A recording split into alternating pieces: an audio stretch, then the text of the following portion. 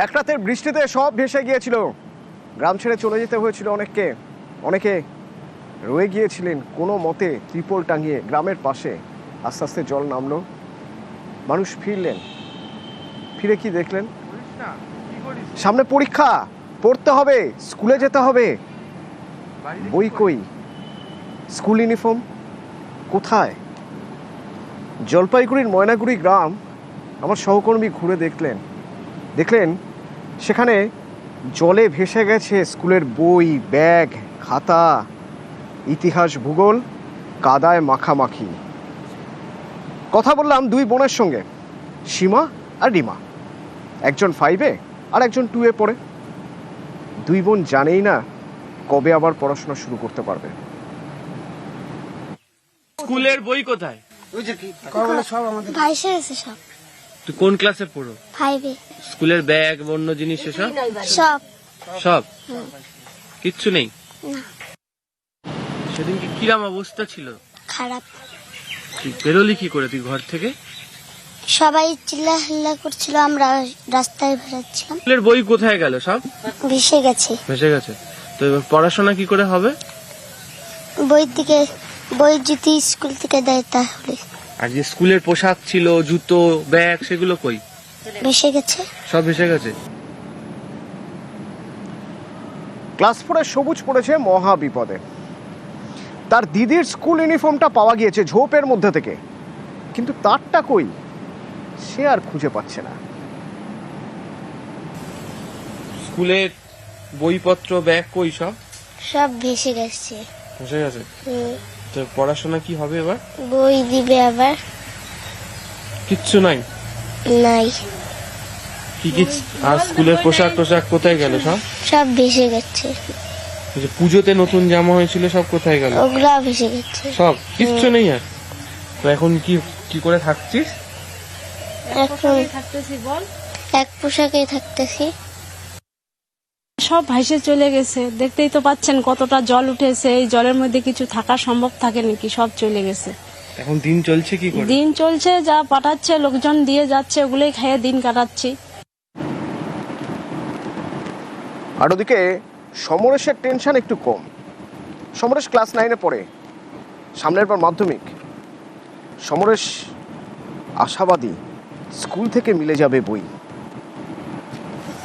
স্কুলের বইপত্র, ব্যাগ এগুলো কই? জলে ভাসিয়ে গেছে। কিছু নেই? না। তো মাধ্যমিক দিবি কি করে? এখন কি জানি, সরকারে জানে। কিচ্ছু নেই পড়াশোনার বইয়ে? না, সব ভেসে গেছে। তো ঘরের কি অবস্থা? ঘর তো ভেঙে গেছে। ময়নাগুড়ির একাধিক স্কুল যেমন জলের তলায়, তেমনি বিভিন্ন বাড়ি তা কার্যত ধ্বংসস্তূপে পরিণত হয়েছে। এখনো পর্যন্ত বিভিন্ন জায়গাতে মোটা পলির স্তর জমে রয়েছে। ফলে যারা পড়াশোনা করতেন এই মুহূর্তে তাদের কাছে পড়াশোনা করার জন্য বই, খাতা, স্কুলের ব্যাগ, স্কুলের জুতো কিচ্ছু নেই। সমস্ত কিছু নষ্ট হয়ে গিয়েছে। যে কতগুলো বই উদ্ধার করতে পেরেছেন কাদা মাখা অবস্থাতে, সেগুলোকে রোদ্দুর ওঠার পর শুকোতে অবশ্য দেওয়া হয়েছে, তবে তা দিয়েও পড়াশোনা চালাতে পারা যাবে না। ফলে যতক্ষণ না পর্যন্ত নতুন বই হাতে পাওয়া যাচ্ছে, পড়াশোনা চালিয়ে যাওয়া মুশকিল ছাত্রছাত্রীদের। ক্যামেরা অসিত দাসের সাথে আবির ঘোষাল, নিউজ 18 বাংলা, ময়নাগুড়ি।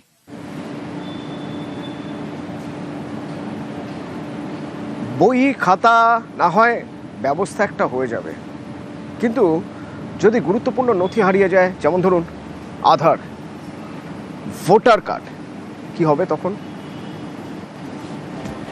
এদিকে তো SIR হচ্ছে, NRCর ভয়ে টেনশনে রয়েছেন গ্রামের মানুষ। শালিপুরদুয়ারের বিভিন্ন জায়গায় উপায় আছে।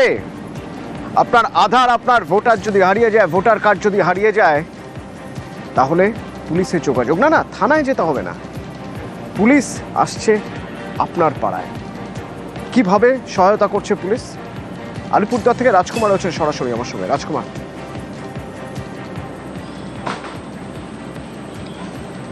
একদমই অতনুদা, প্রায় সবটাই তুমি বলে দিয়েছো। বাকি যতটুকু আছে আমি বলছি, সেটা হচ্ছে যে এই যে গুরুত্বপূর্ণ যে নথি, আধার, ভোটার, রেশন কার্ড, এই সমস্ত হারিয়ে গেলে তার প্রাথমিক নিয়ম হচ্ছে থানায় গিয়ে তার অভিযোগ করে একটি রিসিভ কপি নিতে হয়।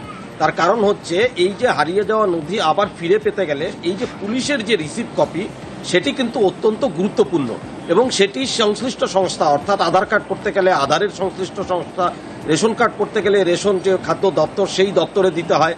এই যে পুলিশের রিসিভ কপিটা এই কারণেই কিন্তু অত্যন্ত গুরুত্বপূর্ণ। কিন্তু এই যে বন্যা বিধ্বস্ত এলাকা, এই এলাকার মানুষেরা বাড়িঘর সামলাবেন নাকি হারিয়ে যাওয়া জিনিসপত্র খুঁজবেন, নাকি বাড়ি থেকে পলি খুঁজবেন, নাকি তারা থানায় গিয়ে দূরে থানায় গিয়ে তারা এই সমস্ত হারিয়ে যাওয়া নথির অভিযোগ দায়ের করবেন। এই সমস্যা দূর করার জন্যই কিন্তু আলিপুরদুয়ারের যে জেলা পুলিশের পক্ষ থেকে একটি অভিনব উদ্যোগ নেওয়া হয়েছে যে একেবারে দুয়ারে শিবির করেছে পুলিশ কর্তৃপক্ষ, যেটাকে ভ্রাম্যমাণ শিবির বলছে পুলিশ। কাগজ হারাইছে, বন্যায় ভাষায় নিয়ে গেছে নেই কাগজ, ওই জন্য এখানে আসেছি পুলিশকে জানাতে। হ্যাঁ, পুলিশ আমাদের এখানে বন্যা আসলে তো বন্যা আমাদের ঘর বাড়িতে ভেঙে নিয়ে গেছে, সব থেকে ভেসে নিয়ে গেছে, আমরা কিছু আটকে রাখতে পারিনি। বাকি যেসব ডকুমেন্ট ছিল সবই হারাইছে, খালি দেখতে পারতাম। এখন পুলিশ প্রশাসন বলতেছে তা নিয়ে একটা ব্যবস্থা করবে, ওরা আশা করে আসি আর কি, যদি সহযোগিতা করে দেয়। গরুমারা জঙ্গলে নতুন করে বিপদ উঠ পেতেছে অন্যদিকে, অন্য রূপে জল নামছে, একের পর এক বন্যপ্রাণীর দেহ উদ্ধার হচ্ছে এবং ভয়ে বাড়ছে চোরা শিকারীদের ভয়। চোরা শিকারীরা এই সুযোগে বন্যপ্রাণীদের দেহাংশ, বিভিন্ন অঙ্গ প্রত্যঙ্গ তারা বিক্রি করতে পারে। ইতিমধ্যেই 30টির বেশি বন্যপ্রাণীর দেহ উদ্ধার হয়েছে। এই পরিস্থিতিতে বন্যপ্রাণীর দেহাংশ যদি কোথাও দেখা যায় তাহলেই যেন খবর দেওয়া হয় বন দপ্তরকে।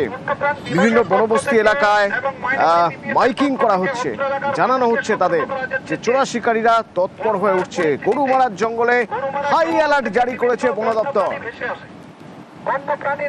আমরা সতর্ক করছি আজকে বন দপ্তরের সাথে যে এই এলাকার মানুষ যাতে কোনো রকম বন্যপ্রাণী দেখলে যাতে দ্রুত থানা অথবা বন দপ্তরকে খবর দেয়। পাশাপাশি আমরা কিছু আইনি সচেতনতা করলাম, যেটা হচ্ছে যে কোনো বন্যপ্রাণীর দেহাংশ যদি বাড়িতে নিয়ে যায় বা সেটা নিয়ে বেচাকেনা করে তাহলে তার বিরুদ্ধে 1972 বন্যপ্রাণ সংরক্ষণ আইন অনুযায়ী তার বিরুদ্ধে মামলা হতে পারে।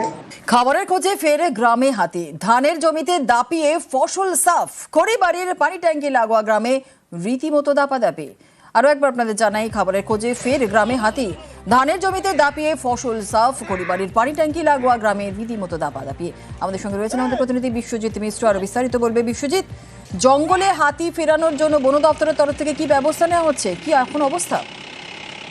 দেখো, বন দপ্তরের পক্ষ থেকে একদিকে যেমন কিউআরটি রিম রয়েছে, অন্যদিকে হেল্পলাইন নাম্বার চালু করেছে বন দপ্তর। মূলত শীতের মরশুমে হাতির আনাগোনা বাড়ে লোকালয়ে এবং সেভাবেই দেখা যায় যে রসদ সন্ধানে হাতির দল একবার জঙ্গল থেকে বেরিয়ে লোকালয়ে ঢুকে পড়ে। আর এই সময় যেহেতু ধানের মরশুম, তাই ধানের জমিতে ঢুকে পড়ে এখন সাবার করে এই হাতির দল।